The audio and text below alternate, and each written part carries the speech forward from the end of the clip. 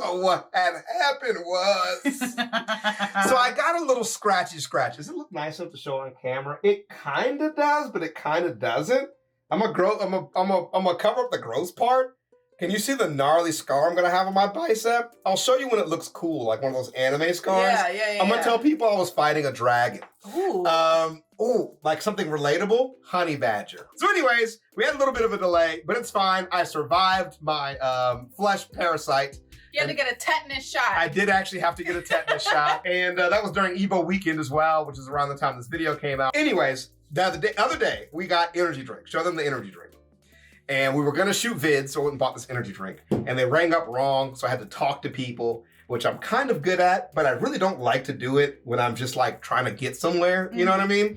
But then I always feel bad, because then I'm like, now I'm being transactional, and I feel like an asshole, like you're still a person, so I'm like, I just got into it. So then I'm like talking to the lady, and then, you know, of course you start with the weather and all that kind of stuff. Right, yeah. And I said, forget that, man, I'm trying to get back to the beach.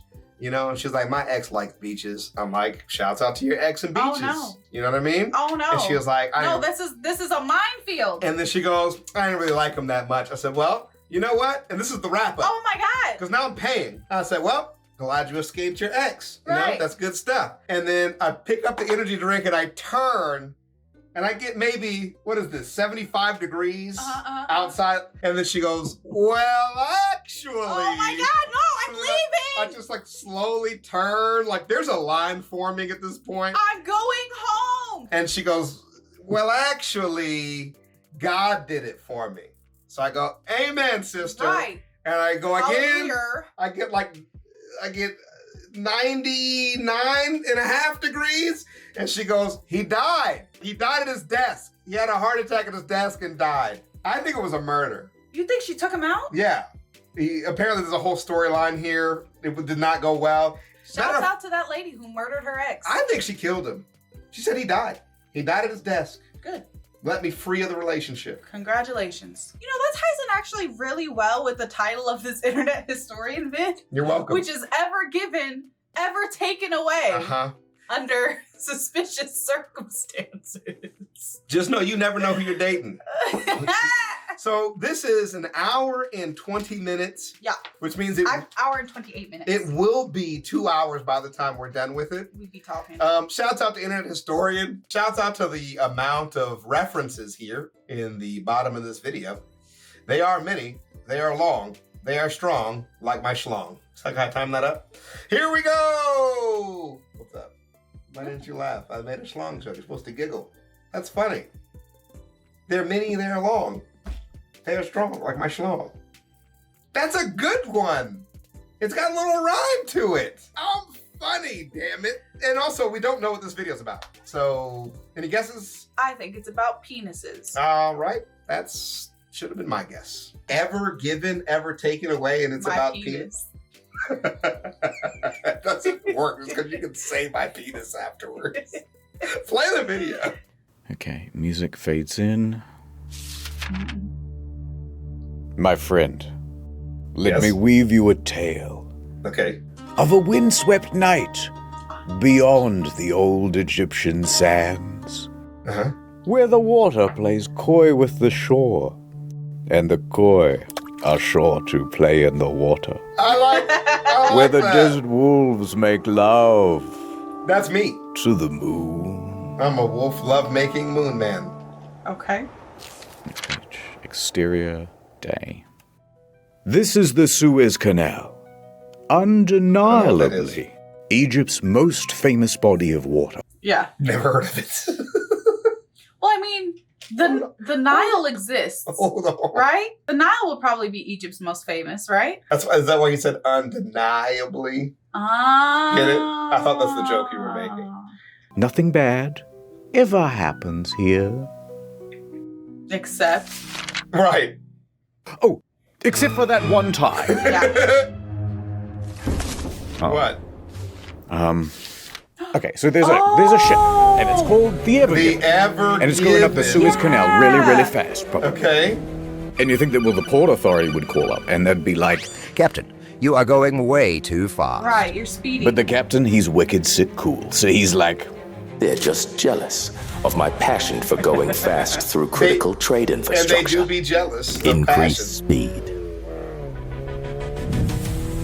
If you will not slow down, prepare to meet the full might of the Egyptian military. Two of Egypt's fastest fighter jets scramble on the runway. But the captain kept adding power. Faster! The people of Europe need these Chinese knockoffs of European goods. And they got all sorts of technology to go like top speed. Don't go faster, I beseech you. But everyone on the crew was loving it. Yeah, you go can't faster. But then... Look out! Someone left a ramp in the middle of the canal. I ain't afraid. Two sets of glasses, brother. It was at this point that the captain chose to do a wicked sick jump. This is fucking... Lens flare. lit. But they overshot it. Fast 7. They were gonna collide with a gently sloping sandy bank. Well, that's unfortunate. They don't like those. They threw on the handbrake. Drop anchor. Brace for impact. But it was too late. Collision. Yep. Literally everybody died. Oh my god. Did they really all die, though? Is that real? Ever taken away. I literally texted people and was like, why are they texting me back? So, you have thoughts. First of all, why do you know what this is? I'm assuming this is that when that boat got stuck in the Suez Canal and it fucking stopped world trade for like weeks, I think. Maybe it was only days. I don't know how I didn't know that happened. You did. I don't keep up with boats. We had conversations about it. I talk so much about so many things. I really don't remember this. How long ago was this? He didn't give us a year? I was going to say, I don't remember dates. So don't ask me dates. Also, the last long, really good video he did was also about boats. Yeah. So, do we want to talk about this now, or do you want to handle this later? Maybe there is special interest. Because I have a cousin that really likes trains. And it's cool, right? Because he works with trains. Yeah. But it's like definitely a thinly veiled cover-up for his passion of trains. Yeah. So is this the same? We don't have to talk about that right now. The next time I talk to him, I'm just going to like sneak boat facts. See how he feels about it. You know what I mean? Make him really like it. Like, I really like that Chavez guy. He really likes things that float. I don't know any boat facts. You float on them. There is a port and starboard. Buoyancy. And a stern and an aft. I can put guns on them. What an aft on that one, huh? I didn't get that joke, so I'm still lost. You know, aft. Navy humor. All right, we're pressing play. Yeah, that'll do. All right, see you in a year. Yes, thanks. What do you mean it's not long enough? It's the guy from that, Wikipedia. From Dune. ChatGPT. Yes. Add the music. They love that. A reaction GIF? Yes. That's a good one. No, this video's too good. Dial it back a little. Oh, okay. Okay, let me start again. I'll do the phony voice too. Better. Okay, so... Okay, the following events on... Oh, is he going to read this? Here's what really happened. No, the following events on True Events, however, most details come from secondary sources.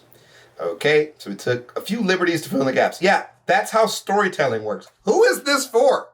We don't come here to be on the Discovery Channel. We come here for a fun story. Don't tear me out of this. Your mom fills in a few gaps. That's funny. This story begins in 2021. Malaysia. I was going to say, it's relatively recent. Of course, you already know, but that's this one over here. And at a port named Tanjung Pelepus is the container ship known as the Ever Given.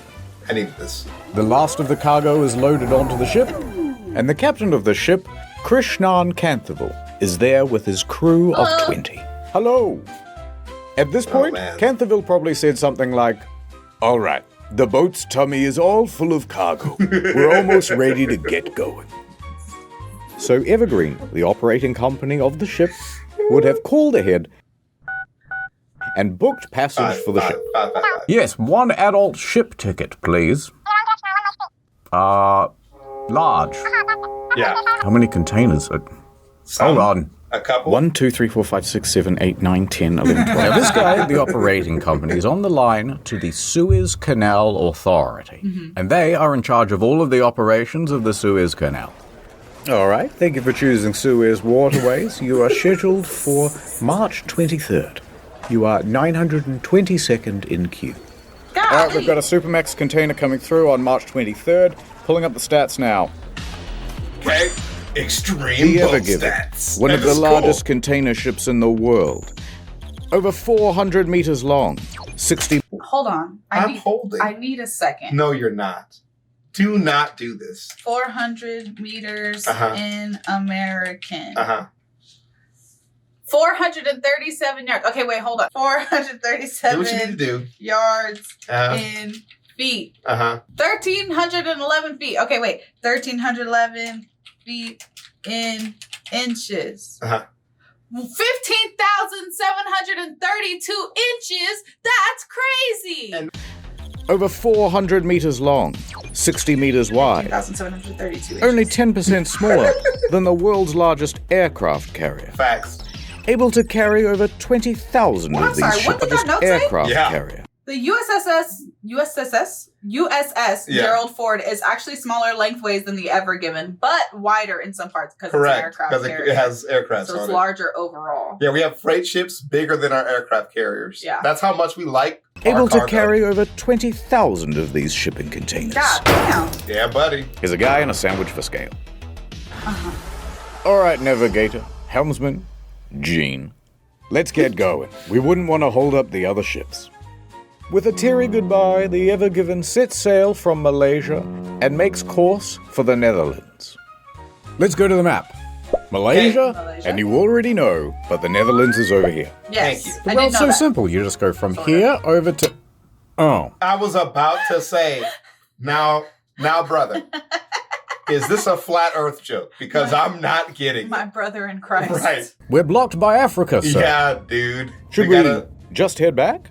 No. Don't worry, I know a shortcut. Head into that inlet.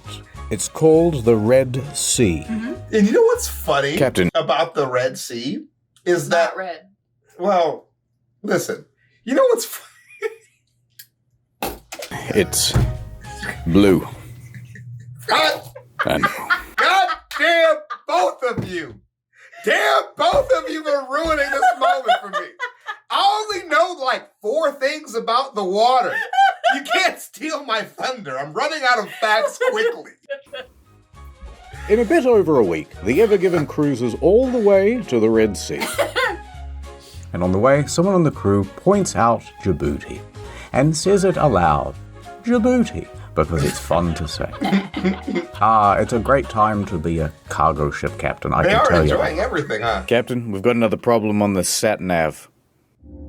There's more land in the way. How are we supposed to get through an obstacle like this? Should I just head back? Just now, fucking if this turn was around. 1868, Canterville would be in big trouble.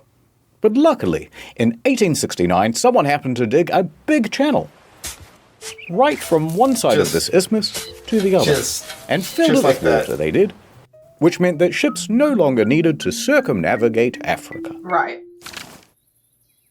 It's nothing personal. It's a geographic thing. Late that evening, the Ever Given arrives at the Gulf of Suez.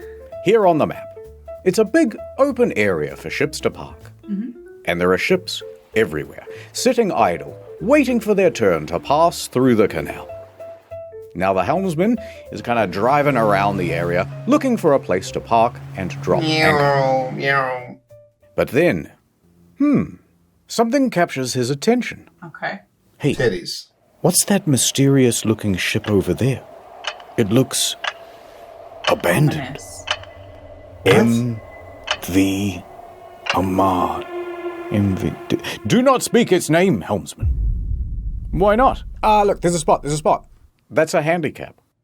They park the ship, drop anchor, and radio in to the Suez Canal Authority.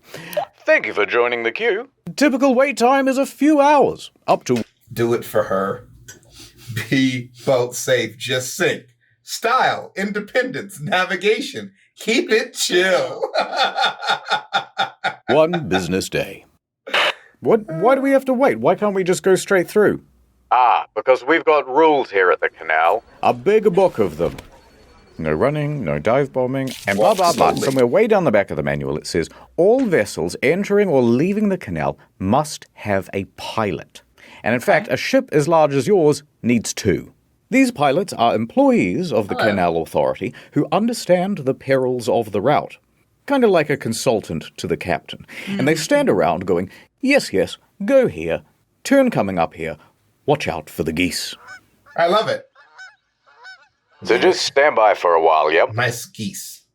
All right, nothing to do till this pilot arrives. Guess I'll take a little bit of me I was gonna say, time. go take a nap. I'm off to my cabin, fellas. Don't do anything I wouldn't do. Play Clash Royale. And so just after midnight, Canthaville heads back to his quarters to take a nap. As he should. Naps are great. It's so serene. Quite a cozy scene, You're wouldn't you say? You But are all is not frightening me. well on the Ever Given tonight. I don't like this. There seems to be some trouble with the weather. Why does it like you want this to happen? 2:30 man? a.m. Canthaville wakes up. Outside is the loud rattle of shipping containers sparring with the wind. Loud enough to capture Canthaville's attention. Rah-rah. He dashes up to the bridge. All right, Just runs what's the through status on it boxes. being really, really windy outside? The wind is up to 35 knots, but the Ever Given is fine and the anchor is keeping us held. All right, it sounds like I can head back to my quarters then. Wait, Captain. I think we need to move the ship. Yeah, those guys are getting closer and closer to us. We're surrounded by ships like the Al Nasriyah. Their anchors can't withstand the wind, and they are being dragged about. We need more buffer, or there's risk of a collision. Oh. Good thinking. All right, duty engineer, prep the engines. Aye. The ship kicks to life. The helmsman steers the Ever Given to get further away from the other ships. This whole thing might be cancelled. Port control. Although this waiting area is delightful, the weather outside is very frightful. Is passage through the canal still happening? Not cancelled. Hold position. Your pilot is wrapping up and will be on his way to your vessel soon. In this kind of weather, too. Captain, if we're struggling not to hit ships in this big open area, it's going to get pretty dicey when we have to navigate through a narrow channel like the Suez. Right. Yes. Although you should have said, spoiler warning. I have that remote. Coming up next on Channel Ad Time. What is that a reference to? I like that. What channel is that? I don't know, but I like Welcome back to Raising Saley. I'm Saley Man, professional traveler and eSIM user. Finding He tourists just to get killed them that huge man. savings on an eSIM plan. It ain't for the faint of heart. But if there's Are those guys that killed that guy after he visited them? Yes. Damn. Good reference. one thing I've learned in all my years, when they're traveling, they need data. I can't get an Uber. I didn't sort out my data before I left. Got another one. Try. Did you want to read his name? Can't get an Dude, Uber. you read his name. What's his name, babe? Chavez's nether region? Damn, that's crazy. That's crazy. He's named after me. You see that? I made it into the video. You're so dumb. I didn't sort out my data before I left. Got another one. Try this. First, we download the Saley app on your phone. Then we could've choose how used much this, data by the we way. want and where. Right. Then we add the code Internet Wait, Historian actually, for 15% wait a off. second. We And don't literally forget the needed most this. important part. Mwah. Oh, God. I just gave your phone international data using Yeah. the Saley app. I really needed that. Thank you, Saley desperately. Man. Oh, God. Very cool. So download the Saley app or scan the QR code on the screen now and use the code Internet Historian to get 15% off at checkout. It's so beautiful here in the hills of Switzerland. If only I could listen to podcast in the background. Here comes Saley Man. Over 200 destinations, Oh my 24/7 God. live chat support, and no physical SIM or roaming fees, because it's just an app. Could I have my Kissing the phone back, phone. please? At Saley, family comes Dropped. first, and data comes second. Data comes first. They're both tied for first. Tonight on Raising Saley. Anyone can get Saley. Oh, stop Did one. killing the people Sorry, in your I have a commercials. boyfriend once. All regular. I have a presentation in 15 minutes at the UN Security Council, Mm-hmm. and I didn't download the slides. Without this presentation, I'm worried they're going to nuke North Sentinel Island again. Damn. Aw. 15 minutes to go and he hasn't got the slides. I'll be the guy who started the next World War without those damn slides. 10 minutes to go and he hasn't got the slides. History will not look kindly on me without Waiting those so slides. long. Here comes Saley. History's watching. Stop kissing my Now phone. you have 10 gigabytes of data on your phone. Cheaper than most phone providers. I love you, Saley man. Hush, little one. I say. The Saley app really saved me. This truly was our darkest hour. Top 10 but we sexiest prevailed. Pokemon, and it's Mr. Mime, which is the most that looks like an old balding white man. Yeah. It's not an easy job. Stop killing But Saley gets me God. through. So download the Saley app or scan the QR code on screen and use Internet Historian as the code to get 15% off at checkout. I think we are too desensitized to how much he's really testing the limits of his sponsorships. Absolutely. Get some damn data on your phone, why not? Ad over. Some time has passed. We're back on the bridge. There's the helmsman. Captain's gone back to his quarters. Pilots won't be here for hours. Then suddenly, Don't do it. an idea. The good idea fairy. Yes. The helmsman takes it upon himself to navigate a little bit of art. Penis. Tee-hee-hee, says the helmsman. They really as long have as dick no one jokes. checks the nav data, I love this it. won't come back to bite me at all. Yeah, dude, the good idea fairy ruins a lot of things. And when you have an organized plan, everybody thinks there's like little improvements you could tweak and make, but they don't think it through at the time. They're trying to min-max their decisions. That's called the good idea fairy. Hey, you know how we have this organized plan that just needs time before it works? Let me ruin it with one little decision. A couple of hours pass. The wind dies down just a little. No ships crashed into the Ever Given, but a small one did pull up beside it. Captain, pilots are here. Welcome aboard. Oh, hey, Captain. It's just full of Yes, boxes we're at running all late. times. Where's the helm? We don't know what the pilots' names are, so we're just going to go with blue and red. Okay. Okay, I think we should move ahead at about 14 kilometers. That's right, ahead, 14 kilometers per hour. Because why are there two of them? Good cop, The bad Ever Given cop. joins a convoy of ships taking position at the entrance to the canal. Convoy, Probably checking in. Left and right. Ready, ready, ready. All right, everybody, we want to be alert, stay focused. Yeah, Captain. I'll follow the other ships. I'll try not to get lost. Hold on, helmsman. And the audience. This is a much more perilous journey than you might know. What, a big straight line? It is 193 kilometers of narrow waterway. And I hope you've got some stamina, because it takes 12 hours to traverse. That's a full day trip. Some parts are only 24 meters deep. Oh, that's very shallow. Yes, and only 200 meters wide in some parts. That's very narrow. I've seen McDonald's drive-thrus with more clearance. And you certainly wouldn't want to have an accident, would you? Because 12% of the entire world's sea freight passes through here. If you blocked it, the consequences would be humongous. No pressure, though. Oh. I like how he says humongous. I thought he was going to say dire, and I was ready to say it with him, but then he didn't say it, and I was... Well, now try it again. Say humongous.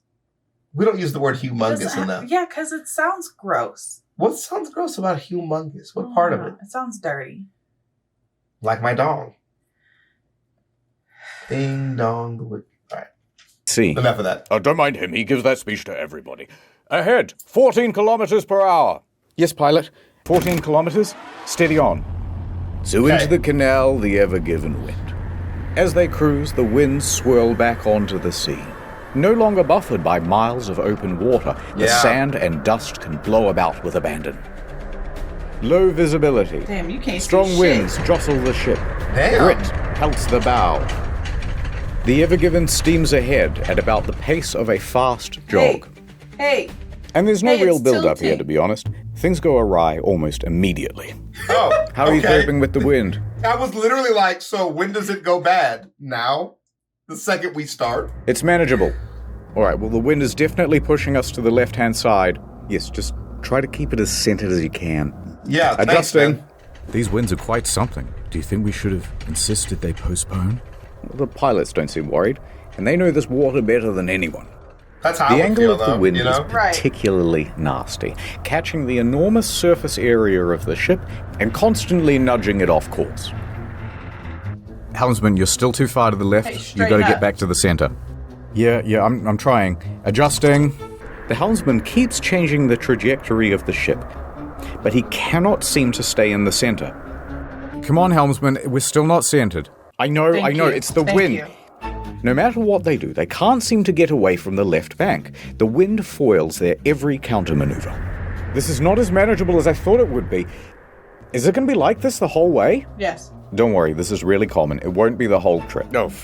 The problem is we're going too slow. Red Pilot takes the initiative. If we speed up, we can push through the wind. Accelerate to 22 kilometers an hour. Somewhat reluctantly, the helmsman obliges. 22 kilometers per hour. Engines engage, and the ship speeds up. Okay. Captain, going this fast in heavy winds is needlessly reckless. There are protocols for this sort of thing. All right, Gene, it's a bit windy. Relax. This must happen all the time. The Red Pilot was right. The increased speed helps them to fight through the wind and get away from the left-hand bank.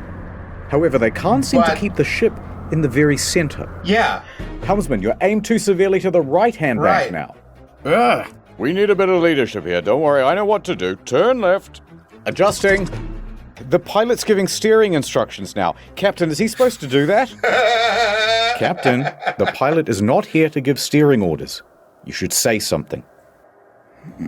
Pressure, pressure, pressure. The ship is now consistently snaking left and right and left and right. Turn to the right. So they turn to the right, but then they end up too far to the right. You're too close to the right bank now. Turn to the left. Yes, I agree. Turn to the left. Look, this is all a bit tense, and we both know where this is going. It's gonna crash. Let's just enjoy it. Why are you unclothed? Oh, wow. There it is. A gently sloping sandy bank. That's not really what we Red want. Pilot, we're just consultants. This isn't our job to steer the ship. You're micromanaging. We should only be giving general navigation advice. We're getting too close to the left bank. I can't keep it centered. We have to slow this ship down. If we slow down, the wind will push us into the bank. What do I do? Reduce the speed. Oh, that's the two pilots begin bickering. And not just bickering normally. They're bickering in Arabic. Arabickering. And Campbell's crew doesn't... It was just like, but could you imagine? You're sitting there like uncomfortable, like, now I really don't know what the hell is going on. This can't be normal. It's like driving with my parents. God damn. Doesn't speak Arabic. What the hell are they saying? I don't know. Neither do I. Does anyone here speak Arabic? The bank is just waiting for... The Ever Given has reached its target speed of 22 kilometers an hour. But they're taking wider and wider turns and can't seem to get anywhere near the center of the lane. And the two pilots, they're still fighting. Captain? Captain! Pilots! Captain! The Ever Given then reaches an extreme, unrecoverable angle. Oh, yeah. Pointing acutely to the right. Come on! Straight for the bank. Hit it! Press! Whose idea was this? We need to turn left. Now. Hard left. Hard to the left. Hard to the left. Oh, the rudder turns. Oh, yeah. But the ship doesn't turn with it. Oops. Instead, it slides. Oh, yeah, baby. Didn't I tell you to turn left? Why aren't we turning? I am turning to the left, Captain. The ship's not responding. Oh, I knew this would happen. It's your fault. The helmsman loses his ability to steer. Right. The ship has gone out of control.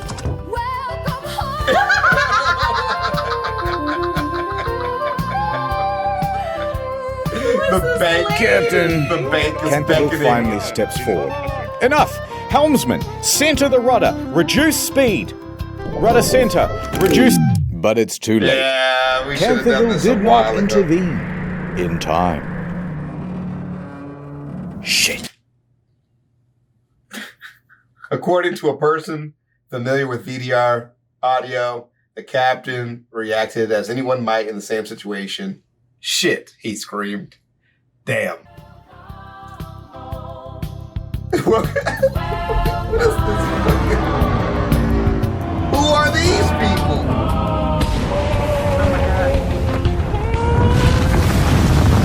Oh, man. The crew can feel the vibration through the floor as the bow meets the back.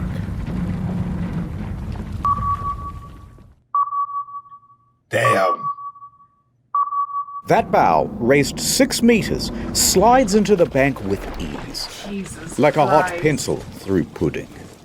What the fuck? Huh? What? Hey, man, I don't care where you're from. That's not a thing. Where do you... That was Never weird. mind. That was a weird one. Meanwhile, the rear of the ship is pulled into the opposite bank. Yeah, beautiful. The bridge Perfect. shakes and the crew lurches forward Oh, as my Amazon 300,000 boxes. tons of momentum is reduced to 0 in the span of a couple of seconds. Oh, the whiplash. We've run aground! We've run aground! Cut your engines! Canterville yells out on the radio, because don't forget, these There's ships are other- running yes, as a there's convoy, other ships which means that the following. ships behind them have just seen what's happened, and they all have to slam on the brakes. A couple of ships back, the Asia Ruby 3 suffers an engine malfunction, and it cannot shit. stop as quickly as it intends to, and nearly shit. plows into the back of the Maersk Denver. They manage to stop themselves just in time and prevent running aground as well. Damn. Pan back to the Ever Given. Let us look at it from above. It is diagonally wedged across the entire canal. Hey, that's a An problem. unplanned bridge connecting 2 continents. And now people run across it that was stranded on the other side. We were waiting for Moses, but that guy took forever. Let's just cross the ship. It's just, 4.5 football fields long. They should have run Or how into it many and then feet? pushed it out of the way. Ooh, what a great idea. Like bumper cars. Yeah. Just nudge it. Like Mario Kart. Like, honestly, because I know it's like really, really big, but like, why couldn't they just dig on one side and dig on the other and then just pull it out? Like, I really just don't Pull it understand. with what? I'm just A saying. bigger ship? Like, I'm just saying. There's always a bigger boat.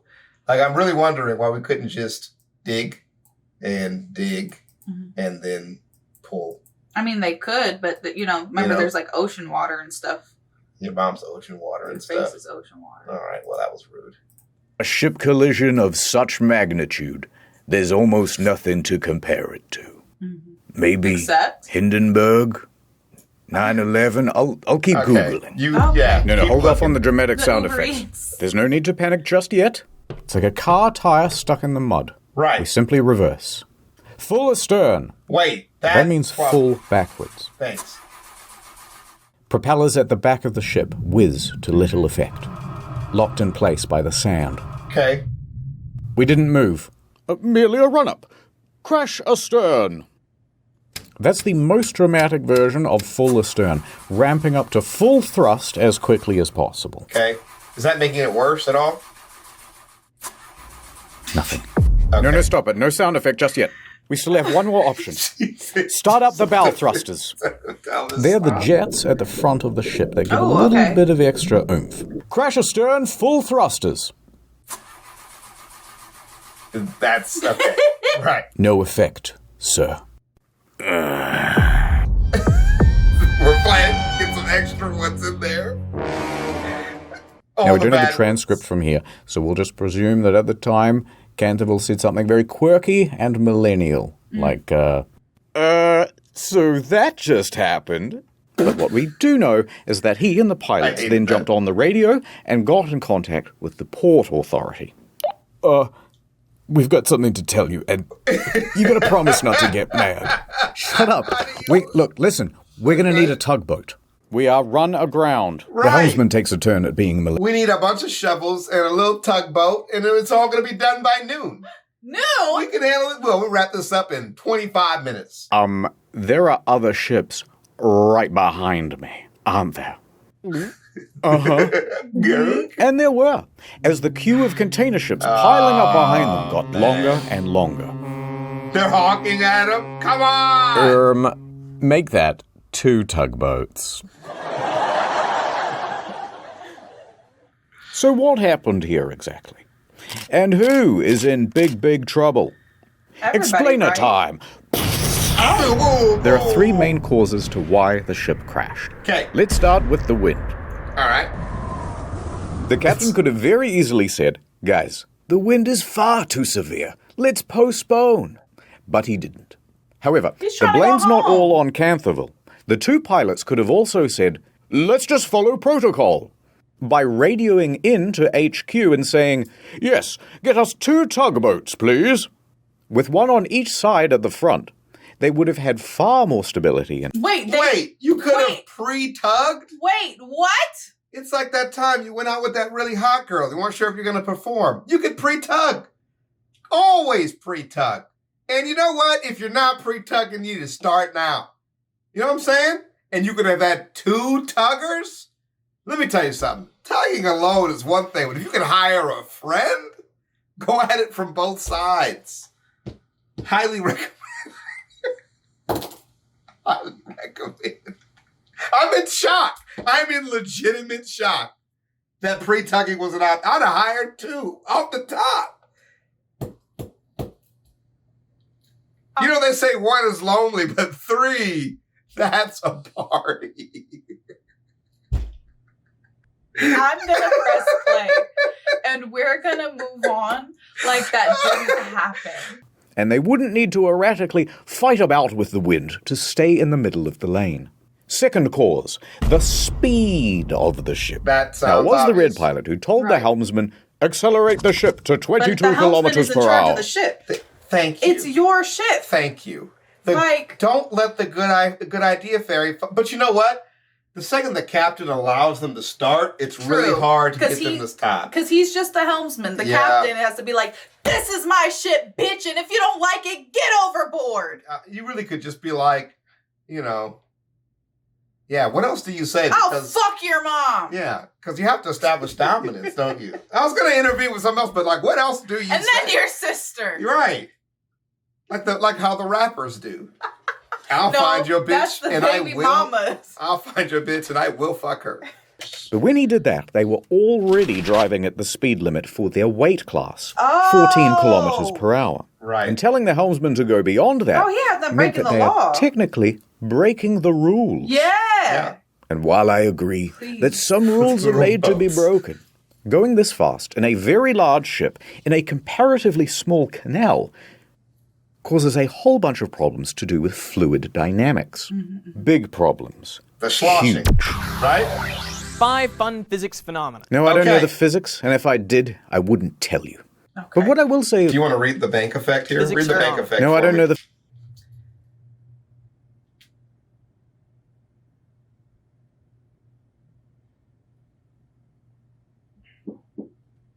Okay, I read it. The physics, and if I did, I wouldn't tell you. But what I will say is this.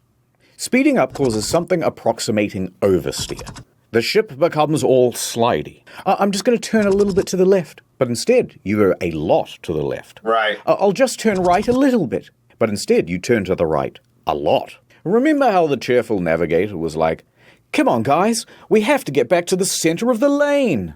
Well, they can't, because every time they try to direct back to the center, the speed and the oversteer means they overshoot it.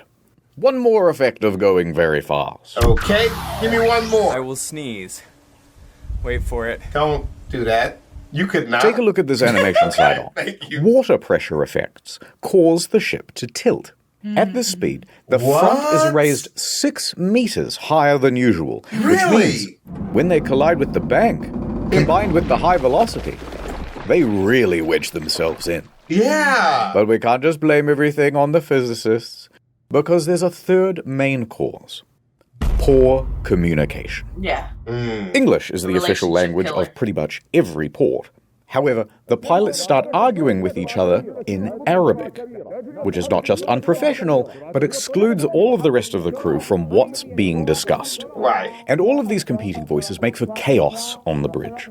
But the blame is not all on the co-pilots either. The captain is always in charge. He has the ultimate authority. Decisions start and end with him. That's right. So the captain should have intervened and said something like, Like what? Come on, go ahead. Shut up, bitch, before I fuck your sisters individually and make both of you watch individually and maybe even cross-reference it. And take note. Shut up, everybody. Bitch slap. Yeah, talk about their mom. He stands there quite... Wait, you didn't go nearly hard enough. I wanted him to bitch slap him. Yeah. ...passively throughout. By the time he does step in, it's too late. Now that everything's been laid out, who would you say is at fault for the crash of the Ever Given? The helmsman? Blue pilot? The red pilot? Canthaville? Por qué no los cuatro? I'll tell you. Por qué los dos nos tres, señorita? Ole. Society, that's who. Society! You and me. And I think you should apologize. I have no regrets. No regrets. He organized his acts. Okay, what did we do the first day? Alrighty. So we have something 3.5 times the size of the Titanic, choking the world's largest freighting canal like a greedy seagull throating a glue stick. Good start. And they didn't get very far through the canal itself. About 5% of the progress bar. Damn. But if we scroll up for a second, we can see what landmarks they missed out on. The Great Bitter Lake. Named so because the water there is very salty instead of fresh. Then up a 2-lane bit and over to Timsah Lake. Named so because Timsah is the Arabic word for crocodile, because there used to be crocodiles in there. That's cool. Otherwise, it's pretty much zip right through to the Mediterranean. I like the little square there that shows me on the big map where we are on the small map. Yeah. This is helping me really understand what's happening. That would have been very nice for them. Now we go back a bit to Timsah Lake. Yes. That note said some people consider the Mediterranean Sea to be one of the wettest places on Earth. Yeah. I didn't think that was worth reading, but I'm glad that you brought us back to that moment. Like your mom. Wow. And if you've been following along, we've already had sex with her at least twice. So we know we're experts. You can trust us. That would have been very nice for them. This is like not the video we want our family to see. If they could pick a different one, we'd appreciate it. Now we go back a bit to Timsah Lake. And here you'll find the city of Ismailia. And at its port, see this building? This is the Suez Canal Authority. Okay. Inside, Captain El Said, head of navigational control, is just settling in for the day. As he sits down to his desk, Captain, you're gonna want to see this. The video feed pulls up. What? Line 1. We're stuck. We'd like to request a tugboat. Stuck? Stuck where? 2 tugboats. You know that single lane area pretty close to the entrance? Yeah. There. Now, had this happened in one of the 2-lane sections, they could have kept the traffic flowing. Right. But alas. Yeah. What? So you're blocking all the traffic? Yeah. Mr. El Said, we already promised we wouldn't get mad. Fine. I gotta see how bad it is in person. El Said snatches his keys off his desk and he races down to his car, rushing to the scene. Gonna drive on the water? He gets out and casts his eyes upon the ship. My God. He's like, towering "God damn over it." him is a structure the width and breadth of the world's largest Walmart. Except it is also 15 stories tall. Damn! The bow, raised 6 meters higher than normal, is jammed into one side. Like an unwitting finger in a Chinese finger trap that somebody filled with Gorilla Glue in its prom tomorrow. And the ass of the ship Thank you. firmly squatting aground on the other side. And the middle of the ship making bended metal groans as it's barely suspended by only a few meters of water. Oh, shit. El Said lets the sand run through his fingers. At this point, another important person arrives on the scene. Admiral Rabi. He is the Suez Canal Authority chairman, the big boss of the whole canal. Here's the rough structure of the organization. He's all the way up here, right? Oh, no. So high up that he reports directly to the Pharaoh of Egypt himself. Oh, the what? Yep, that's one blocked canal. No, miss. Y'all ain't shit. Y'all ain't shit. Mr. President, he didn't say blocked. Shut up. He said that canal rocked. He's giving it a 5-star review. Come on, follow me to the bridge. Now, Al Saeed and Rabbi board the ship. And it's a hell of a scene. And everybody's The dead. crew is racing around. Oh God, they're gonna check the nav data. They're gonna see the dick pic. Oh God. Canterville's standing back taking a panicked phone call with the operating company. Okay, so 2 pilots walk into a ship, and the first one says, and the 2 pilots from before are still bickering. All right, you 2 are dismissed. Canterville. Oh God, this is the end of my career. This is gonna cost $1 billion. Al Saeed puts his hand on Canterville's shoulder. Do not worry, my friend. We shall solve this. Oh, God. Come on, Captain. What's the status? Well, the ship isn't floating. Yeah. No, what I mean is the situation is worse than you think.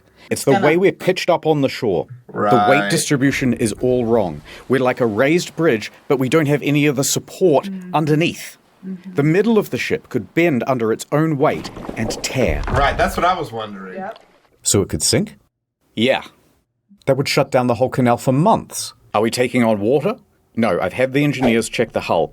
We can't see water making ingress anywhere. Yet. The best way to get free and the best way to prevent the ship from potentially sinking is to lighten the load. We need to get rid of at least, I don't know, like 20,000 tons. God! How quickly do you think your crew can offload containers? No. Look how high those boxes are stacked. Right. To offload these containers is going to require specialist equipment. Yeah. The kind you'd only find at a dedicated port. We're not going to be able to offload these containers out here in the middle of nowhere. All right, well, it's the easiest, most brute force solution you can think of. Push them into the ocean. The ballast tanks. Yeah? Go on. We've got nearly 10,000 tons of ballast water on board. Okay. We can dump that right I knew the water inside this ship would matter at some point, damn it. I fucking knew now and relieve some pressure. Excellent idea. I'll get started. Is that a good idea? No, you can't do that. Well, why not? It's there for a reason. Huh? What? Allow me to explain. God damn. You see, when a ship fills its ballast tanks, it's filling with more than just water. Right. It's a big, dilute, salty soup of algae, plant material, and even sometimes small. It's the shit. You don't want to transfer shit from one country to another. Yep. Yeah. It'll fuck up the ecosystem. It's all kind of poop in there. Small fish. Pick that up in Malaysia. Every time I hear that sound effect, it stresses me out so Don't they bad. kill him after that? Yes. Yeah, he dies. Pick that up in Malaysia, and then just dump that at the next port. You're introducing these stowaway pest species into the environment. Some examples of these invasive species include the Northern Pacific Sea star. Yep. The European green crab. Everything here is going to be like, it preys on, it preys on, it preys on. That son of a bitch. And cholera. God damn. So you have to treat the water before you discharge it, usually through heat or chemicals. And the key there is that it also requires time and access to one of these treatment machines. And we're not at a port. It's going to take much longer than usual. Yeah. But let me get onto the line with the guys at Ismailia. We probably have a portable water treatment machine somewhere. Sure. Al Saeed turns and looks out the window. Coming down the canal are 2 tugboats. Tugboats! The ones that they ordered earlier. Look, we might not even be that deeply wedged in. These 2 tugboats might be all we need. Yes. I should have brought an army of tugboats. This is the Mosaid 2 and the Mosaid 3. All right. These 2 little guys are able to pull around this. What does it say? By coincidence, what? This also happens to be the ship that was directly in front of the Ever Given in the convoy. Massive cargo ship, comparable in size to the Ever Given. On go the ties.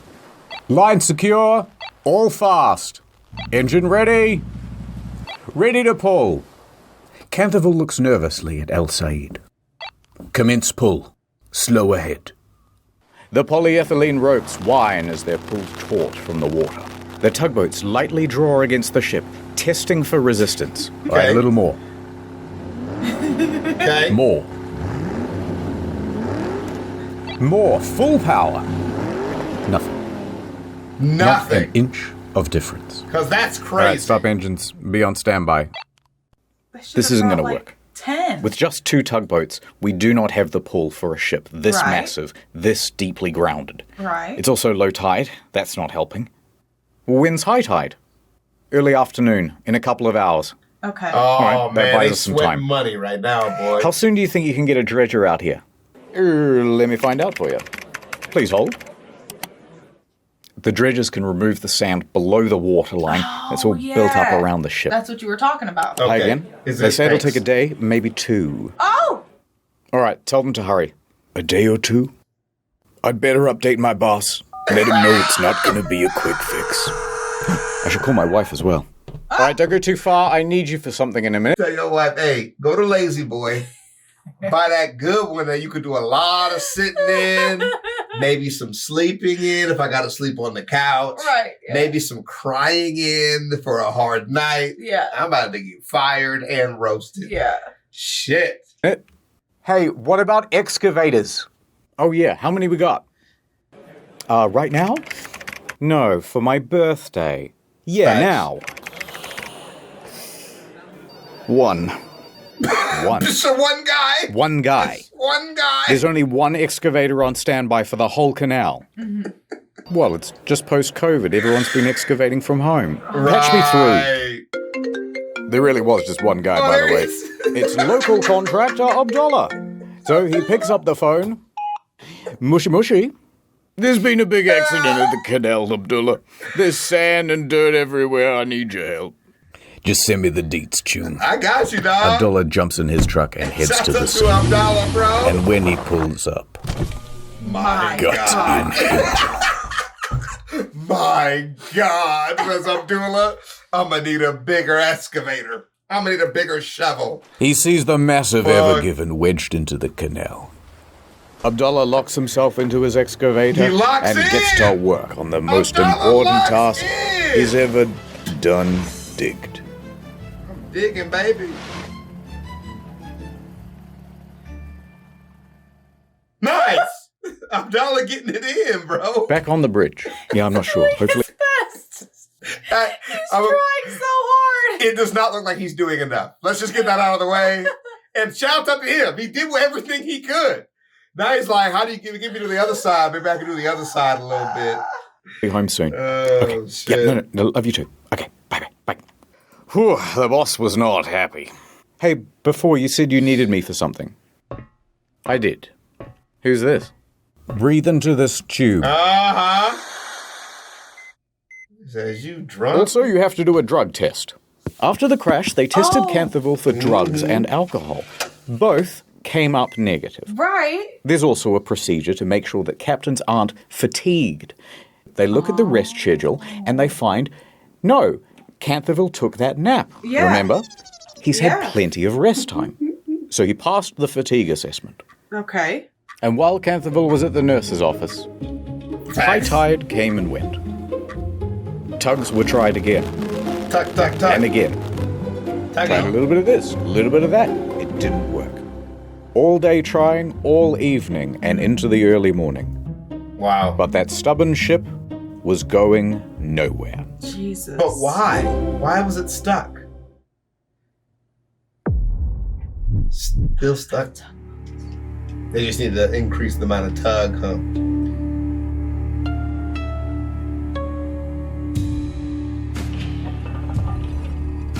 Who is this? I'm so scared. They call it in health, right? Of course.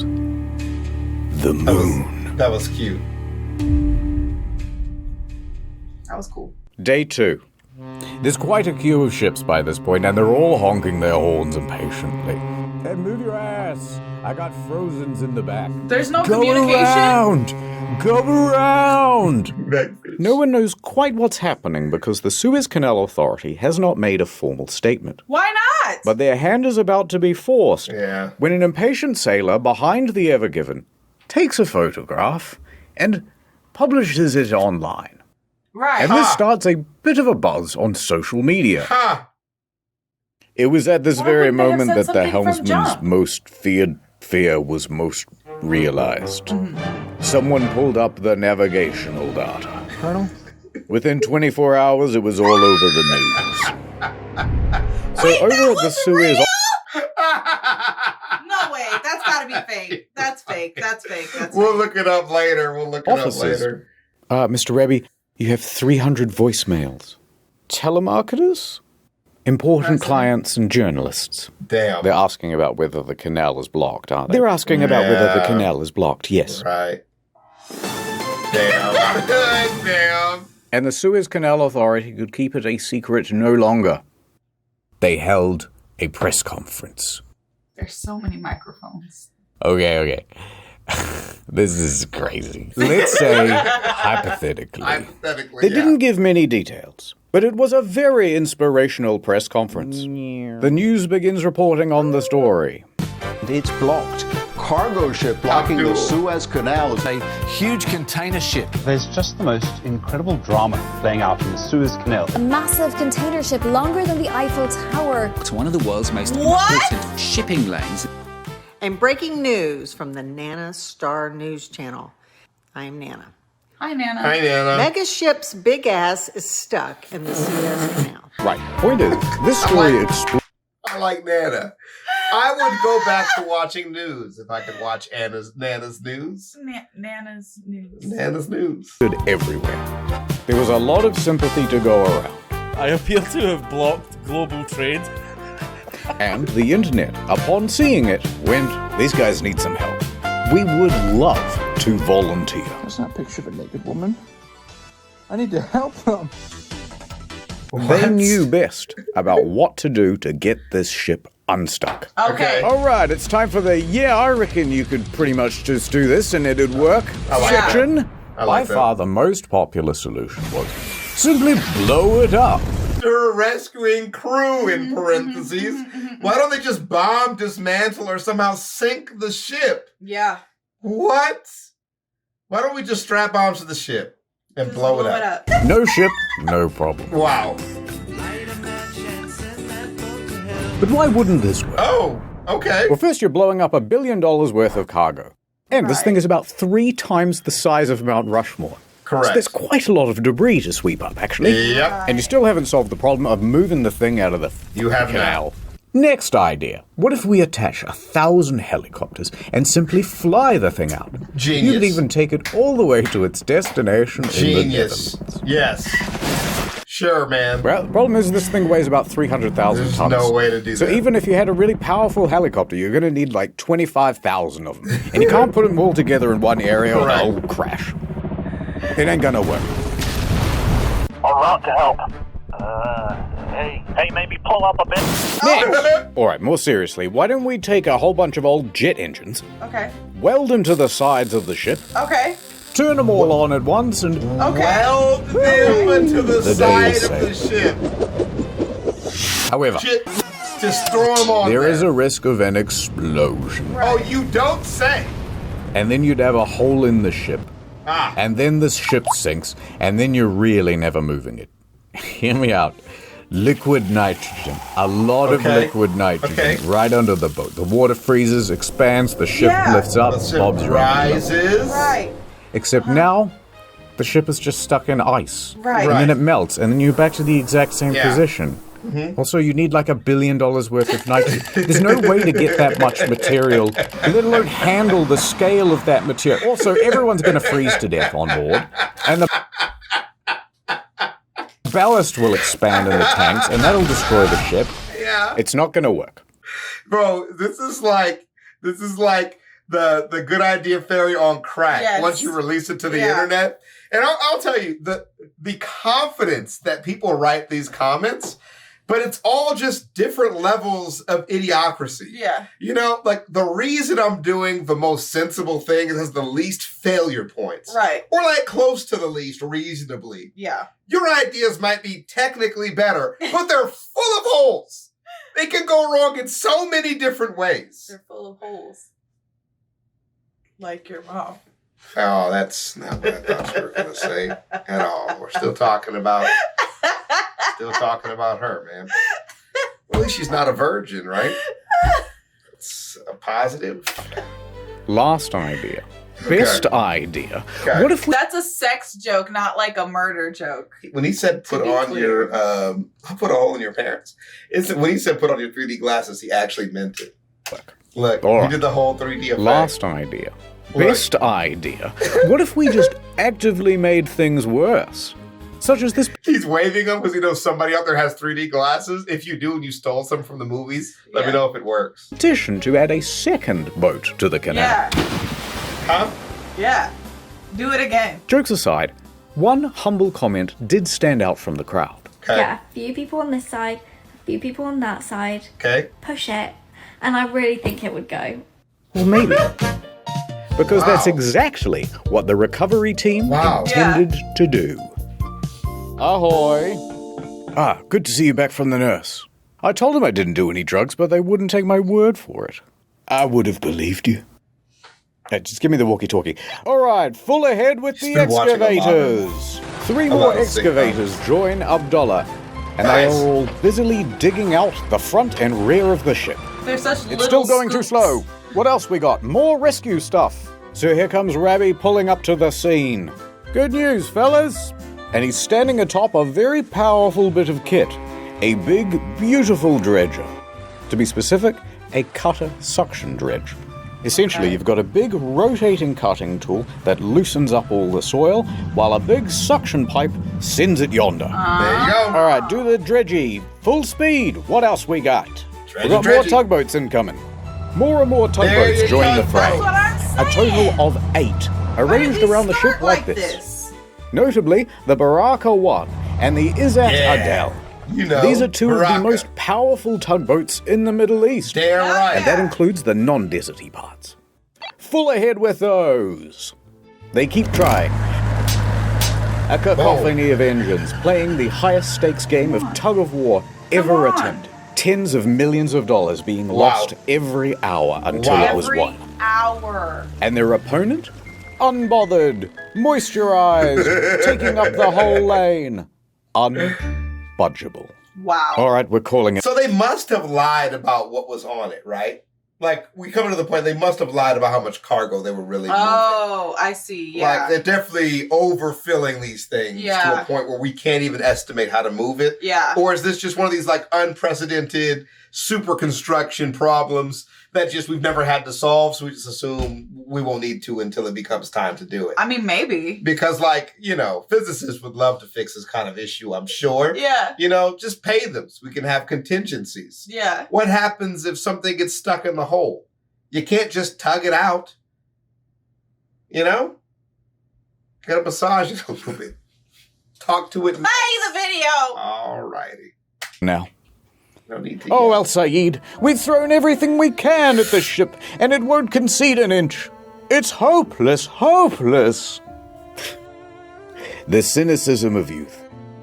I've worked for many years on the Suez. Have you ever There's seen magic this in before? the water, Canterville. Magic. We will succeed. Your words are empty, El Said. Damn. Optimism has blinded you, El Said. We cannot defeat the canal. It is simply too powerful. I wanted him to say outside. If I were the guys at Case and Kaisha, I'd just forget about the Ever Given and buy a new ship. Well, we can't afford a new ship. Right. The owners of the Ever Given, Shoei Case and Kaisha Limited, are getting very worried. Right. I need that ship back, and I can't just leave it to the Suez Canal Authority to do it. There's only one team daring and foolhardy enough to take on a job like this. The U.S. Marines. Kyson calls up an elite salvaging company from the Netherlands. Smit Salvage. We need your help. I got your number from you know who. Smit is the industry's best. They have response centers all over the globe, 24/7, ready to respond to marine emergencies. And funnily enough, they're the same team that helped with the rescue of the Costa Concordia back in 2012. Get the hell out Suit of up, here. boys. They put the ocean in Ocean's 11, the tide in Tide Pod. And sometimes they pee in the water. Why not? The fish do it. We're en route to the canal. ETA in the next 24 hours. It's lit. Where'd he go? Oh, okay. If I don't make it Next there, I time die. on Boat in Canal. Hell yeah. The prophecy. It's coming true. What Kiss is me, this whole you thing with the fool. thing? I'm beginning to think you don't want to get the boat free. Well, is it the Yanny wire or the Laurel wire? Laurel. I couldn't hear you. You're breaking up. There's only one way this was ever gonna go. Oh! He pulled out a gun! To be continued right now. Oh my god! Alrighty then. Well, I guess that's the end of the video. Yep. The end. Have a good day. Bye.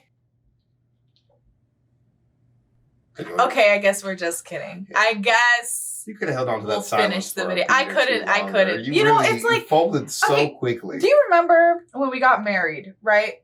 Yeah, I was there. Yeah, right. So I kind of don't remember when I got married, and we should watch that video again. So you remember when we got married, right? And then I was like super anxious the day after we got married, and you couldn't figure out why I was so anxious. And then you started walking around the house like a jerk, walking around his own house and his own home like he owns it or something. I was sweeping. She was concerned because I was sweeping. And then like literally as soon as your mom pulled up with your car that I had gotten freshly painted for him as a wedding gift, I just immediately burst into tears. Yes. It's like that sort of tension. I got it. Yeah. So you're dying to know what happens. Yeah. Because it's still stuck in the canal where Right. we left off. They're not going anywhere. Okay, we're going to take a small break in real life. Yes. But not for you.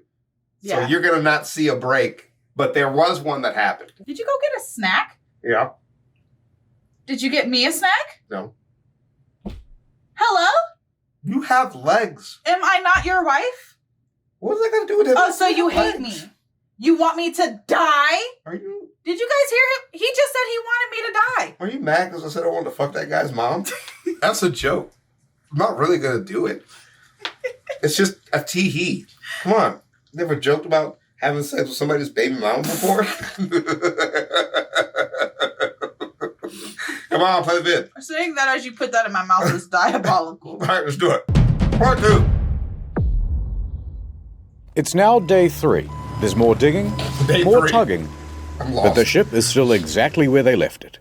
And the slow pace of progress is starting to cause problems for international trade. Right. Each delayed ship represents thousands of tons of undelivered stock for store shelves. And that queue is getting longer and longer. Nice. On board, an estimated $9.6 billion worth of goods is sitting idle. That's so satisfying. It will spoil. And the big question is, how long until this thing is fixed? To answer this burning question, the Suez Canal Authority holds another press conference and declares, guys, another day, maybe 2, might even be this afternoon. But the media and industry experts disagree. The truth of the matter is that they're not making much ground. I mean, this is proving to be more difficult than originally expected. Could be closed for weeks. It could take weeks. Could be stuck for weeks. Weeks. They've decided That's how long it could take to free the container ship currently blocking the Suez Canal. So that means all of these ship operators here, waiting in the queue, have a very difficult choice to make. Reverse. So basically, I've just got 2 options. One, I can wait around hoping the ship gets unstuck. Or you can go around. Which nobody knows how long that's going to be. Or option 2, we go all the way around Africa. Yep. And I really don't want to do that, and it's not just a geographic thing. Right. Freighters don't want to go around Africa because it will cost them far more in terms of fuel. I was going to say the fuel. It adds 10 extra days to the route. And most importantly, pirates. Pirates, assassins, and gay pirate assassins. I want to watch that video. Hold on. I need to know the context for that. What is a gay pirate assassin? What does that look like? It's kind of like what happened to the Minnesota Vikings when they put those male cheerleaders on the field this year during preseason. They did what? They have cheerleaders. They have gay cheerleaders. Hell yeah. I love the gays. And the theys. Somebody talked to me about it, thinking I was so conservative that I would give a shit about cheerleaders at a football game. I'm not. I'm a football guy that's mad about the on-the-field stuff. Right. I could give 2 shits what we do on the sideline. And, yeah. Nobody really looks at the cheerleaders anyway. Would unless they're like the Dallas Cowboys girls. And I said, listen, man, You know that they've been trying out for the team since, like, cheerleaders existed. They were male cheerleaders trying out for the team. There's only so many no's you can give in so many different ways before you're just like, he's better than you, Jessica. That's why he's on the field. Like, why is he here? Have you seen his high kick? That shit's immaculate. Couldn't find enough broad back bitches to be the base of the pyramid. They're not those kind of cheerleaders. I know. They are the effeminate, definitely gay male cheerleader. Thin shirts and everything. I love it. The one picture the guy's nipples are showing, that's the first thing I pointed out. Yeah, brother. The whole room was like, his nipples are showing and everything. Free the nipple! Pirate assassins. I forgot that's how Now, I there got be here. two main pirate hangouts. The Somali pirates, everyone knows about them. But the more prolific group is actually in the Gulf of Guinea. Named so because it holds the Guinness World Record for most pirates. In fact, in 2020, 96% of all maritime kidnappings happened in the Gulf Maritime of Guinea. kidnapping sounds hilarious. That doesn't sound very good to me, Mr. Kaisha. That's dope. And I just want you to know that you've made an enemy. And when I... Is your boat running? Because you better fucking move it. You can't park there. All right, hear me out. I'm thinking a bunch of helicopters, right? And we... There are a lot of people now who are angry with the owners of the Ever Given. There's only one thing I can do. Blow it up. Blow it up. Bing, bing, bing, bing, bong. Breaking news. What does he do? Pause for a second. What? Shoei Kaisen Kaisha is big sorry. Yeah. The owners of the Ever Given feel such enormous pressure that they go live on television to make a public apology. We are determined to keep on working hard to resolve the situation as soon as possible. Please do not be mad. In a few years, we'll all have a big laugh about it. Yours sincerely, Mr. Kaisha. Oh God, that's the boss of my boss's boss. Yeah, that sucks. I'm in so much Yeah, trouble. you're fucked, bro. Can't do anything about it. All we can do is keep trying to free the ship. So they keep Free the going. nipple. And going. Into the night. Yeah.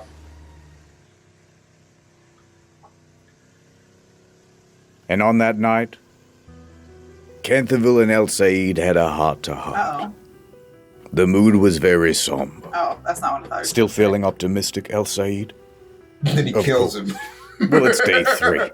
How much progress have you seen so far? I thought this was a love story. They're gonna blow us up, aren't they? It's possible. They're gonna freeze us, aren't they? It's possible. That seems less like it. They might just attach a whole bunch of jet engines and we're gonna get it. That one got to bump. Sorry, I don't mean to take it out on you. Stupid ass It's ideas. just all these guys, they rely on me. The navigator, the helmsman, Gene, Who the fuck is and she? the other ones we never animated. But I'm thinking maybe I should just get on a lifeboat right now and never look back. I'm surprised you didn't. Right. I could go live on an island somewhere, far, far away from here. Run away? Look at this. Timu neck massager for Sally. Mm-hmm. I bet she's checking her mailbox every morning. Bulk $6 fingerless gloves Yep. for Mr. Poe Box. That's right. You want to disappoint him? No. Little Jimmy won't be getting his 20-pack of kitchen tongs this Christmas. And you think that doesn't kill Smack me it. inside? Smack it. But we've exhausted every option. There's nothing on Earth that could free this ship. It is Well, romantic. that's where you're right. What is this about? Look up there, Lil Canthy. El Said points up into the night sky. Uh-huh. Los Lunos. What does that mean? Yes, the moon. The son of the night. To the ancient Egyptians. A Greek show where internet historian is Zeus and constantly talks to people through the clouds and shit like that. Oh, that would be actually incredible. We should do the fall of Troy or something. Something fun. You know what this reminds me of? That's what I just said. The thing I'm talking about right now that's really cool that I wasn't done with. Oh, continue. Remember that scene where that guy steals that guy's girlfriend and they go across the sea together and the guy's like real mad about it? Paris, remember? Stole that guy's bitch? Right, I'm yeah. gonna fuck your bitch in some Gucci flip-flops. And that's what he's rapping. But, are you okay? You're right. But But that's what he's rapping as a clown as they're taking off to Troy. You think he'll buy that idea?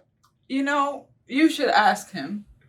I am. Yeah. I am going to ask him. Give him a call. I'll do it. Do you know what this reminds me of, though? Oh, sorry. Yeah. Is it better or worse than what I said? It would have been better. Okay. But then you did the Gucci flip-flops thing. That was the build-up I wanted to get to. What's your part? Remember when you edited my face into a cloud? This big skit and cut. One of my favorite things. I retired after that. Yeah. To the ancient Egyptians, it was a sign of hope. And in a few more nights' time, a prophecy will be fulfilled. Oh, okay. This might be the part The where they took supermoon. liberties. I have to show you a kind of boring diagram. I'm so sorry. Okay. You see, the moon doesn't just orbit the Earth in a perfectly equidistant circle. It is, in fact, an ellipse. That means there is a point when the moon is the furthest from the Earth, and we call that the apogee. And there's also a point where it's closest to the Earth. That's the perigee. You know when you look into the night sky and the moon seems bigger or smaller than usual? Yep. Different distances, isn't it? Point is, the moon gravities all over the water. Yeah. And the closer it is, the more it's going to pull. Now, there's another effect as well. If you believe the mainstream media, the Earth is going around the sun like this. And once in a while, it will also align with the sun being on the exact opposite side. Bam. At this point, when everything lines up like so, both the sun and the moon are at max strength pulling on the sea. And they call that the supermoon. And the tidal effects of both combine for an even greater pull. High tide can be even higher than usual, sometimes by up to 1.5 feet. That's real life. That's real life. So you see this guy, it only works because of that odd shape that it makes as it orbits. It's like that thing in the middle of your face. It's lips. I'm funny. High tide can be even higher than usual, sometimes by up to 1.5 feet. Now, these sorts of moons only happen 3 or 4 times a year. How but lucky. in 4 days, Big K, we're going to get one. Why do you look at him like that? Previously on Boat in Canal. Don't let go! Damn, wait, when did that happen? Ha ha ha, my plans have all fallen into place. Wind machine. I thought I knew what being a captain meant. The president of the Panama Canal is sabotaging other canals. What do you mean cut the black and blue wire? There's only white and gold. We've got one chance left. The moon. Nice. Blow it up? This is just like that Costa Concordia video he did. It is. But way less funny. Also that. I mean, that video made me cry, so. Over at the Ever Given, things are status quo. But online, there's a bit of a new development. A screenshot of a news article appears. Cargo ship crashes into Suez Canal. Captain involved in incident. But there's a twist. Uh-oh. Is that a woman? What? A woman. Egypt's first female sea captain, Marwa El-Saleh, was being named in this headline as responsible for crashing the Ever Given. Why? And the screenshot of this news headline spread all across social media. But why? For Marwa to have screwed up this badly is impressive. Especially considering she's never worked on the Ever Given and is currently hundreds of miles away in Alexandria. What are you talking about? But someone online went, first female captain? Yeah. Grody? Yeah. Suez blockage? She must have did it. And then they photoshopped. Marwa found out about the accusations through a friend and quickly hopped online. I gotta clear my name. Guys, it isn't me! I'm sure this worked out. But the online bad guys must have hacked her account, because everything she wrote just came out in squiggles. So Marwa tried to hack back. This code, it's nothing I've ever seen before. They're countering my hack. I'm gonna reroute the hosting. Not if I can help it. They ran through the firewall. Use IP4. It's better. Now, while we can all She's agree kicking ass. that a lady captain is very gross and icky, and while we all agree that she should be doing a lady job, like adding rosemary oil to the ballast water, Right. or knitting hand warmers for the steering wheel. Right. It was not fair that she was being falsely accused. Right. And the situation was escalating as the online bad guys started making fake accounts pretending to be her. What was Marwa, etc., to do Why is against she such a caught up in coordinated campaign? Well, luckily, a surprise hero to the story. The mainstream media showed up and did a thing. Don't worry. Bringing her onto the telly and clearing everything up. Marwa even found some positive in the situation. I was really upset at the beginning, but later on I found like the support from all people around me, and that made me feel like more grateful for what happened. A lot of the social media posts got taken down. Nice. Oh my And god. in the end, it all turned out okay. At least, for her. Back to the Evergiven. What a random side quest. The Evergiven has been grounded for 4 long Egyptian days. Okay. So tug. Dig, dig, dig. Pull, pull, pull. Fuel is getting low. Everyone is overdue for a break. All right, guys, grab a Red Bull and a little snacky. We'll pick up again soon. But as the engines wind down, the crew can hear something approaching. What's that? Who the hell is that? A whale. It's Smith Selvage. Oh, finally! We called you guys like 10,000 days ago. 96 hours, give or take. Oh my god. Yeah. Wait, how many The Smith team minutes are 96 hours? Don't even start. boldly actions onto the scene, looking at the ship very inspectively. Stuck. They report their findings to the rescue team. All right, I ain't no boat expert, but if you want a chance of moving this ship, you're going to need to make it a lot lighter, by tens of thousands of tons at least. Is it going to bend and tear? And sink? No, it doesn't look like it's going to do that. But it also doesn't look like it's going anywhere with all of this weight on the back. Okay, we trust you. What's your plan to make the ship lighter? I know a guy. He's got a crane. I'll get it down here. We'll offload all the containers. It'll be brilliant. You're going to love it. The container? I think it's 57,000 minutes. Thanks for that update. That was totally necessary and worth our time. I might have done the math wrong. I appreciate that you're doing math, but let's just watch the video maybe and see if they come up with a solution for instead of just digging the boat out. Okay. And supermoon. That's what we have. Dig boat out and supermoon. That's our options. It's not looking good. I believe in the moon. Thing again. Yeah, how long is that going to take? I don't even think it's made of chance. You mean that the literal way? Like, I literally believe in the moon. I think it's a real thing. Well, to get them down here and to get all the equipment assembled, we're going to need at least a few weeks. Weeks? Yeah, and to get all the containers off the ship, that might take several months. Months?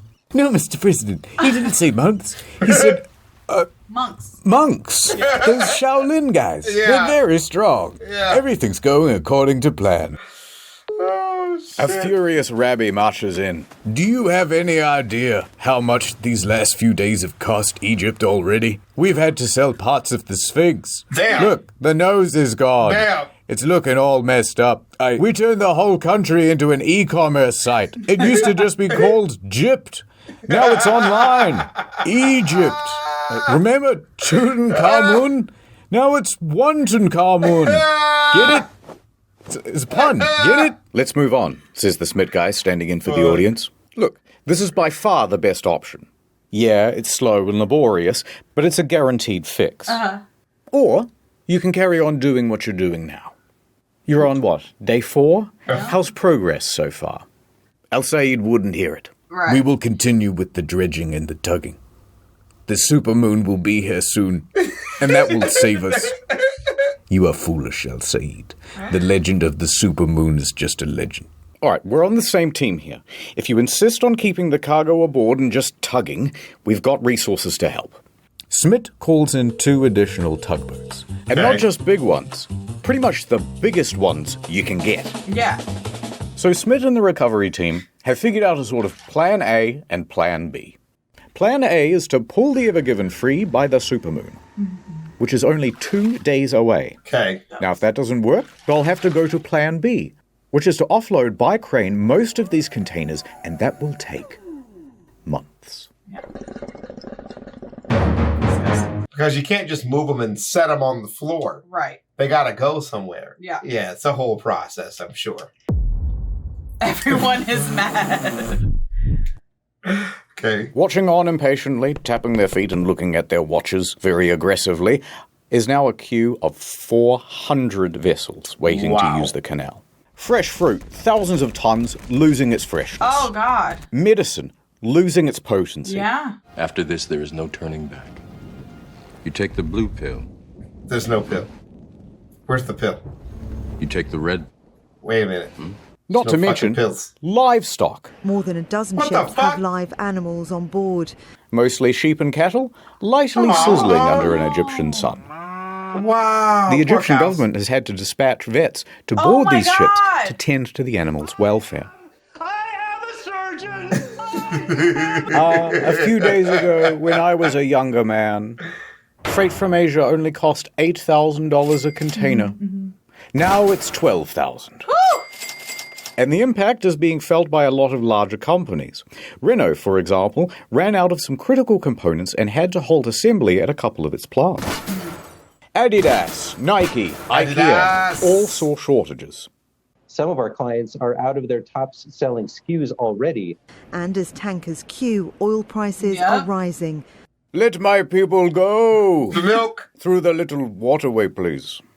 And meanwhile, all across the day, the tugs are trying again and again. Just pull and pull, Move baby. a little more Why do they sand. have to Wait pay for the these next high tide. Exactly. Try again. And as this marches on with the same futility as day one, banking on the supermoon looks like a costlier and costlier gamble. All right, enough of this. Said about 100 ships opting instead to go the long route around Africa, accepting the longer traffic time and piratey risk. Okay, off we go. Okay. All right. We made it to the supermoon. Cometh. I need you to just get a grip. I need you to get a handle and get a grip. Both sides.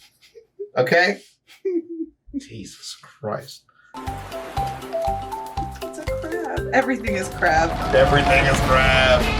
The supermoon. It's tonight. There's a renewed energy as people scuttle around the area, doing everything they can to prep the ship for the big event.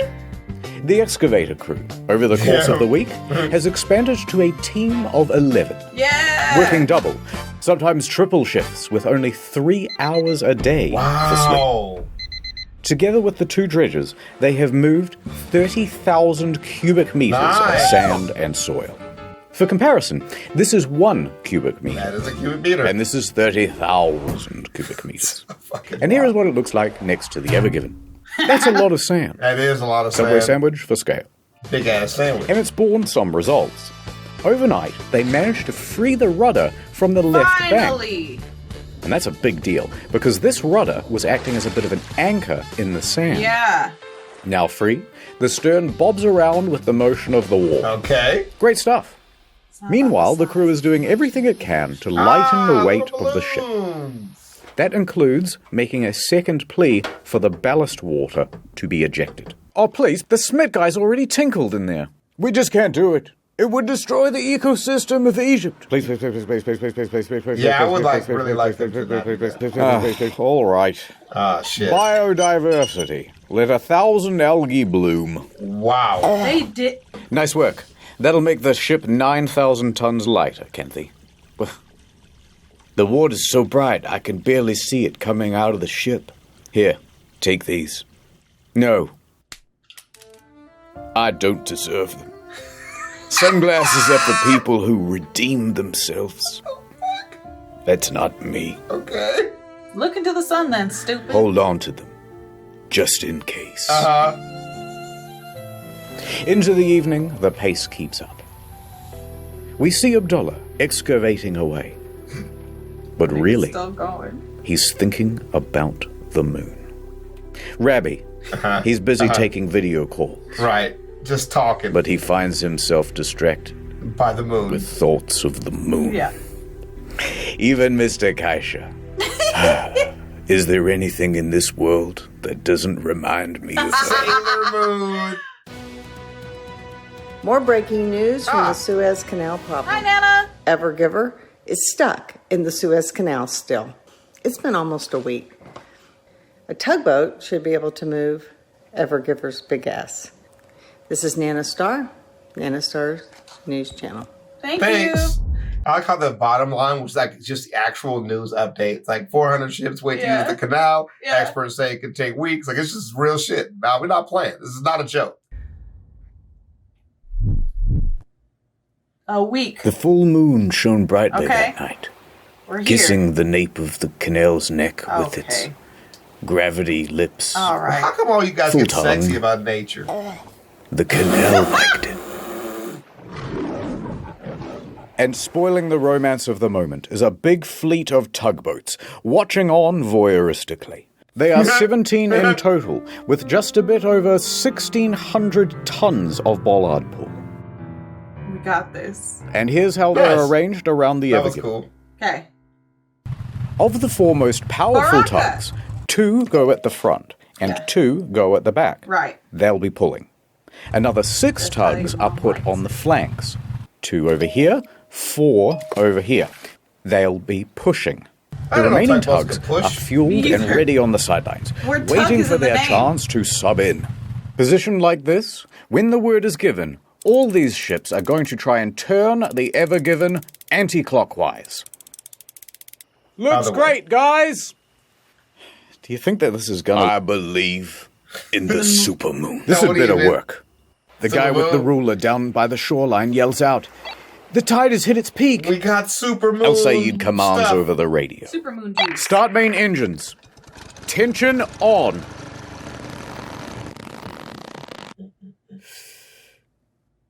Full ahead. Come on! The tugs start moving. They carve through the water with I ease. touched the butt. The immense power from the tugs meet the resistance of the Evergiven. Come on. It was at this point that the narrator said something really poetic. Stuff about the night. Yeah. About how the ships were like dancers on the water. Yeah. For juxtaposition, we cut away to that crab again. For what? Which everybody hated. It's like a metaphor if you think about it. Okay. The tugs are sliding to the left. They're sliding to the right. Come on, guys. It's not working! Diesel fumes fill the air as the tugs keep increasing their power. The water violently foams behind the tugs. Everyone is staring at the back of that ship. Come on. Come on. Move. Come on. This goes on for minutes. More minutes. Even more minutes. It's like in An Dragon hour. Ball. 2. 4 hours. By 4:30 a.m., the moon's power is starting to wane, and there is very little progress. Yeah. Don't give up. The tide only goes down so that we can rise once again. Your moon gambit has cost Egypt dearly, El Sayed. Guards, prepare the sarcophagus with the beetles like God in the... damn! What the hell is that? The ship! Is this good or bad? Under the water, all of this tugging has loosened the sand, the soil, the rock. So this is good sounds. Could it be? The sound of metal tensing and flexing. The ship is beginning to move. It is coming free from the bank. The supermoon gives one last howl. It worked. They pulled the ship from the bank. They did it! At the back, at least. Yeah, okay. Now, the bow is still wedged in there pretty good. But this is progress. Yeah, that's a lot of We're progress. halfway to freedom. Keep going. So they did. Now you touch all morning. the boats. Oh. Damn. They really fucking with this crab here. Yeah, save yourself, brother. 7:30 a.m. Everything is crab. The sun is rising. The tugs have been pulling all night. But the most difficult task, freeing the bow of the ship, remains beyond. Where's the excavator? Well, I guess even the moon has its limits. I don't want to hear it, El Sayed. It wasn't enough. That bow is still stuck. No, Mr. President. They're not saying that the bow is still stuck. They're saying take a bow. Okay. And then something else that rhymes with stuff. Right. I gotta go. They were loading up the missiles for Plan B, as the guys on social media suggested. I lied about the crane thing. This was always the plan, says the Smith guys. You know what, Kentville? I agree. They should just blow us up. What? My career is over now, too. Yeah. You're the guy who blocked the canal, and I'm the guy who couldn't get it clear. Yeah. We've brought instability to the Middle East. Well, I mean, I don't know Enough, about that. Canterville. I raised your hopes with moon-based promises. But look at the tide. It's low. Low tide. And yet, I am lower still. Nice. Canterville looks pensively out the window. And it was at that moment that he had his character arc. He realized that he was the captain. And the captain is always in charge. Shut up, El Said. That's right. We shall continue, regardless of the tide. I'll talk about his Is that not the Egyptian way? Don't you remember the story, El Said? That every young Egyptian kid is told about the human pyramid? No. The human Where pyramid? there's one guy at the bottom who gives up and we all fall down. Heck, it ain't a triangle if you don't try. We need to be strong, together, like a pyramid. Apes together. It's what Giza would have wanted. You're right, damn it. Thank you, Canterville. That's the most inspirational speech I've ever heard in my life. I'll never lose my faith again. And even though you're kind of the worst captain I've ever seen, you're still the best friend. There we go. Oh. We're going with the whole they were friends angle that historians like to use. Okay. They were roommates. They just showered naked together and gave foot massages and didn't have wives. Bird. What was that? I thought I was going to get eaten by the seagull. He was eating the crab earlier. I thought he was going to eat the fish. Rip it in half. So they pressed on all morning, enthusiastically and vigorously tugging away, beating off the fatigue. Damn right. But to no progress. Tugboats Okay, everyone, beaten off. take a break. Copy. We'll have lunch and pick up again in a couple of hours. Then suddenly, one of the Smith guys comes busting into the room. I've got an idea. Everybody turns and looks at the Smith guy. All right, well, sorry about the boring diagram, but take a look at this. Remember how we emptied the ballast tanks before? Yeah, of course. Well, now that the ship is half floating, what if we refilled the ones at the back on this part of the And diagram, lift where the up ship the is almost boat. floating? That way, it will sink lower here and allow the bow to sit up even higher on the bank.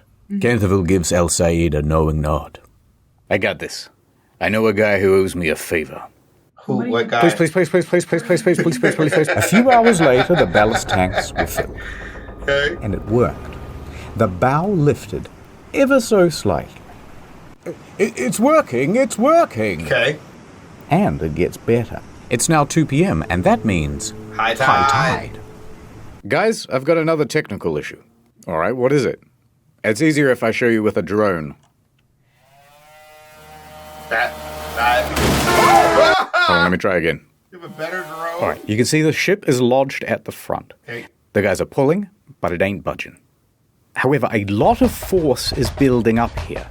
And what if it were to break free? The sudden release could propel the ship straight across the water with a hell of a lot of momentum. It could span the entire canal and land on the opposite bank, only to run aground again. Also, whose sandwich is this? Who did this? Because you put credits for everything else. Do you know this guy? Is that why you didn't give us credits for this? Because I would like to know. Entire canal and land on the opposite bank, only to run aground again. Worse still, it could pin these small tugs in its wake. Oh. That was gross. Dangerous. To solve this problem, they did a bit of a safety briefing, and they got some rope. Okay. 4 ropes, actually, tying the bow of the ship to somewhere on the land. Got it. The lines look great, guys. Nice. With the contingency in place, the tugs start up again. And about an hour later, at 3:05 p.m., nothing had happened. Movement. Oh, okay. The bow began to shift. So we're actually that's getting definitely it done. moving. This is it. It's working. The ship made a big noise as it accelerated from the bank. And at first, excitement and relief. The bow was coming free. Hell yeah. But uh-oh. Remember that concern about the overswing? Well, it's happening. Uh-huh. Okay, the only source we found for this part of the story was Bloomberg, but they said that it happened and we wanted to build it. So this recreation is how we imagine it went. Okay. The 4 support ropes take strain. Then, snap. One of them breaks. Do you think it's going to hold? I think it's going to hold. Move those tugs out of the way. Snap. Okay, Another so this rope is breaks. not good. Captain El Said. It's going to hold. Get your tug out of the way, but it's going to hold. But also move. Snap. Okay. A third Get rope the fuck breaks. out, bro. Get out of the way! Get out of the way! A single strand is the only thing holding this ship from swinging all the way to the other bank and being stuck forever. Imagine. Without even realizing, Canterville grabs El Said's hand and squeezes it tight. It's gonna hold. You're a madman, Canterville. Mad passionate about this canal, Put your and I ain't glasses afraid of nothing. He said very cold-backedly. The engines shut off. All that could be heard is the squeak of tightening rope and the scream of torsioning metal.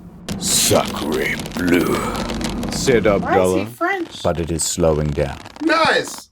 It comes to a halt. The final rope held. They really did it. And the Ever Given rested easy in the middle of the canal. Yay! Al Said turns to Canterville. Power up the engines. Let's get your ship moving No, again. straight up, we don't even check I'm it on for it, damage. says We Canterville. just rock and roll. All of the tugboats start honking their horns in celebration.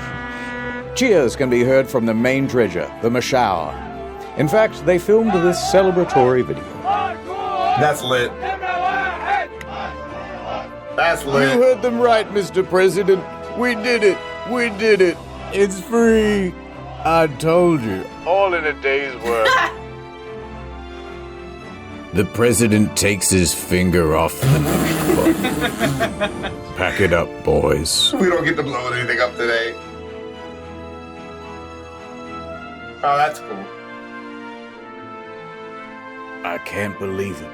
All that digging really must have made a difference. I just... Oh. Oh. Good. Everybody hated that crab. Oh, damn. We did it, Gene. We did it. Gene? Where are you? Captain, who are you talking to? Shut up. Gene. Captain, there's no Gene on board. Oh my god. Wait a minute. Oh, I was wondering what was up with that guy's name. I couldn't figure out the thing. I thought it was a sex joke, and I couldn't work it out. Damn it. No, it's impossible. Gene, wait. Thank you. I'll always remember you, Canterville. Damn it. God And damn so the canal was clear once again, and chop chop. You still got work to do. Oh, man. By 8 p.m., the workday had not finished for the Suez Canal Authority. There's still a backlog of 400 ships waiting to go through the canal. So Rabbi stands in front of microphones and says, "The canal will be operating around the clock until the queue is cleared." And within a few days, it returned to normal. Wow. It was a big accomplishment. Many industry experts thought it would take several months to free the Ever Given. But the crisis was resolved within a mere week. Prepare the sarcophagus for the doubters. Even Egypt's president came out and said, "Good job, everybody." You know what? Yeah. pizza lunch. Nice. And the Suez Canal Authority held a ceremony in honor of the workers who helped to free the ship. And they also made this monument, which you can see on Google Maps. That's kind of cool. Wait, what was the 1-star review? Which you can see. I don't get it. Why do they make a monument for this even? No lives were lost. On Google Maps.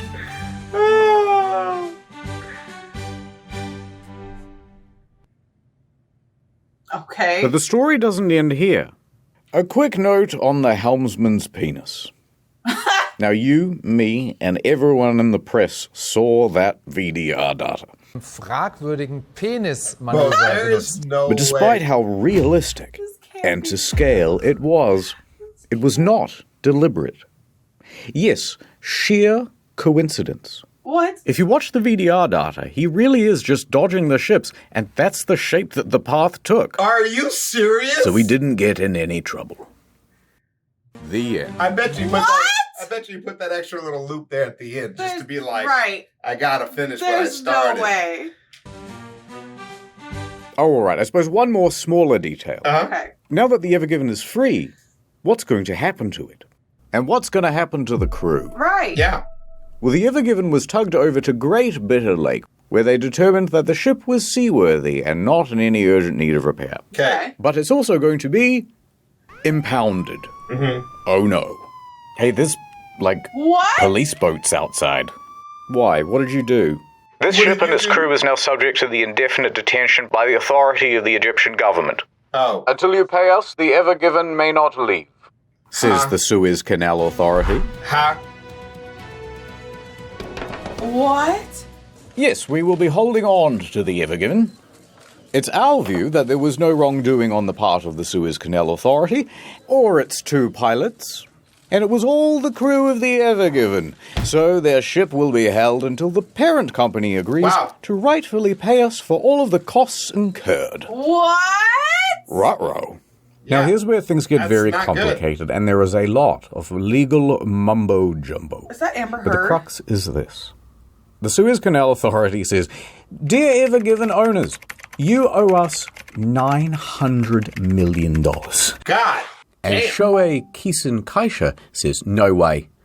How many yen is that? No way. So by April 13th, some of the crew was allowed to leave, but a lot of them have to stay. And there's a certain nervousness in the air. Large legal battles can go on for a while, and there was already a bad example of this just a few dozen kilometers away. The MV Aman. Oh, the one they saw earlier. The MV Aman is a much smaller vessel, and it has been abandoned for years, detained by the Egyptian government in 2017 for expired safety equipment. Now, they were told to replace the equipment and pay a fine. However, there was no one to replace the safety equipment or to pay the fine because the shipping company went broke. Oh my God. $100 dues. So they just abandoned the vessel. Damn. There was no way for the legal situation to advance. And that meant that there was no way for the ship to be released. Most of the crew had to stay on the ship, and they would keep them there for more than a little while. 13 months. Are you serious? Before a judge finally decided, all right, look, just leave the keys with one guy. We'll call him the custodian, and everybody else can go home. Now, that custodian was a Syrian man named Muhammad Aisha. Look, he's holding the keys. He's holding the keys. You have to stay on the ship now. Everybody else got to leave, but he had to stay. On top of the 13 months he'd already been there, he spent the next 3 years aboard the ship. Serious? Quickly, the ship ran out of fuel. Yeah. Which meant it ran out of power. Yeah. Which meant it ran out of running water.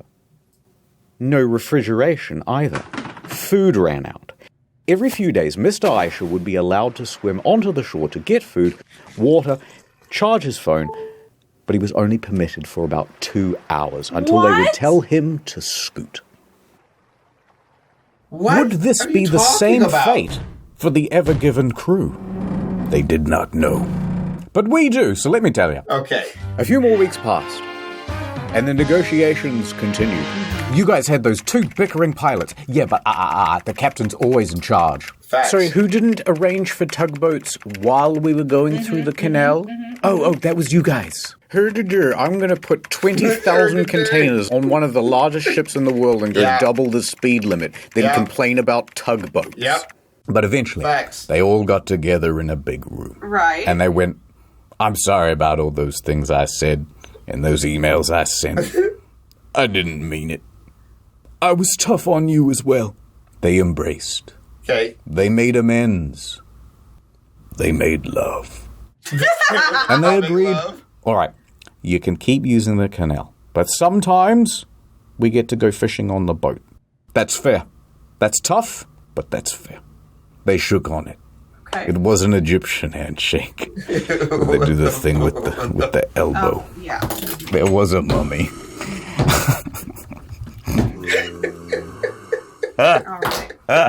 All right. The story sucks. By September, the crew was allowed to return home. They only got MV Amand a little bit. And that guy on the MV Amand, he got to go home too. Yay! Oh, thank God. Why not? Get out of here, you scamp. The Ever Given made its delivery to Rotterdam. Where's that? They did it! All the cargo is here. They Although, just it wouldn't hurt to check. killed more people. 1, 2, 3, 4, 5, 6, 7, 8, 9, 10. Canterville continued his career in shipping. It wasn't the end. The guy died. Maybe just one more for the road. No, that's Gene. Yeah, he's dead. It's a great time to be a cargo ship captain. I can tell you that much. Al Said returned the Lunexicon back to the Sphinx. Very nice. The Lexicon is crazy. Thank you, old friend. And the Ever Given had some minor repairs done to the bow over in Qingdao Port in China. And then she was ready to set sail again. And they sent her out? That's nuts. The Ever Given was released back into the wild. It sailed into the sunset. Ever since then, global trade has improved. Prices have gone down. The economy flourished once again. Food returned to the supermarkets. Mothers clutched their babes. That baby's eyes are ugly.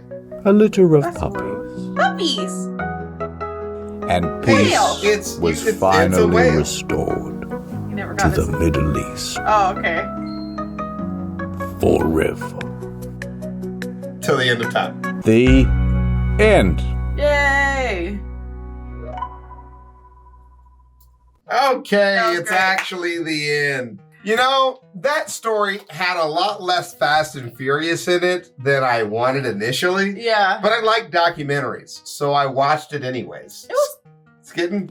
I really enjoyed it. I really wanted them to be gay, though, and he didn't make them gay, and I was mad about He it. didn't commit to it. He had them hold hands. Yeah! He didn't commit to the bit. That was a very interesting story. I think I would be down for more of those types. Yeah. You know, I think I like that he's redoubling his efforts for that, like, accuracy, you know, and, like, taking less liberties for the fun stuff. Mm-hmm. But, like, you know, you could do a bit more of the fun stuff.